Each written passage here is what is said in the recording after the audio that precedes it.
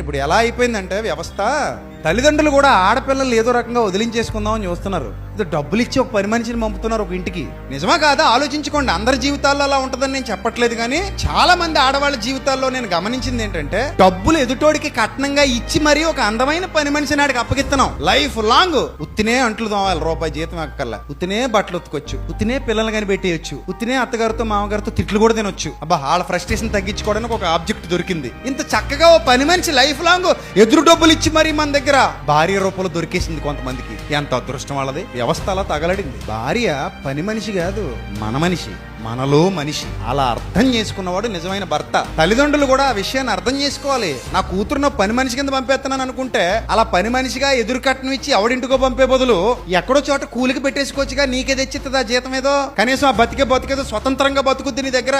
కొడుకుని ఎలాగా తోలేయవు కదా బయటికి, అలాగే కూతురుని కూడా పెట్టేసుకో నీ దగ్గరే. పని మనిషిగా ఎవడింటికి పంపకూడదు, మన మనిషిగా అయితే పంపించవచ్చు, తప్పులేదు. అందుకే నేను కట్నాలు డిమాండ్ చేసేవాడికి పిల్లల్ని ఇవ్వకని చెప్తాను. పక్క వచ్చి కూర్చుంటారు, అప్పుడు దాకా బాగానే ఉంటారు. అదే మరి ఏదో మాట్లాడేసుకుంటే, ఏం మాట్లాడేసుకుంటావు నీ మొహం, అలా ఏమైనా ఇస్తే తీసుకో గిఫ్ట్ గా, నువ్వు కూడా ఈ గిఫ్ట్ తప్పలేదు. గిఫ్ట్ వరకు ఓకే, డిమాండ్లు ఏంటి నాకు అర్థం కదా. మనం ఎవరిని పని మనుషుల్ని తెచ్చుకోవట్లా, రిక్వెస్ట్ చేసి తెచ్చుకోవాలి. ఏది తెచ్చుకున్నా కృతజ్ఞత ఉండాలి. మీ భార్యల పట్ల కృతజ్ఞత లేకపోతే మీరు అసలు భర్తలే కాదు. కూరలో కరివేపాకుని తీసి పడేస్తారు, తప్పది. అసలు ఆ కృతజ్ఞత భావన ఉన్నప్పుడు మన అని మనలో కలిపేసుకుంటాం. తెచ్చినా మనోళ్లే, లేకపోయినా మనోళ్లే, చచ్చిపోయేంత వరకు మనతో కలిసి ఉంటారు. నమ్మొచ్చారు మనల్ని, నమ్మక ద్రోహం చేస్తామా? కాపాడుకుంటాం చివరి వరకు.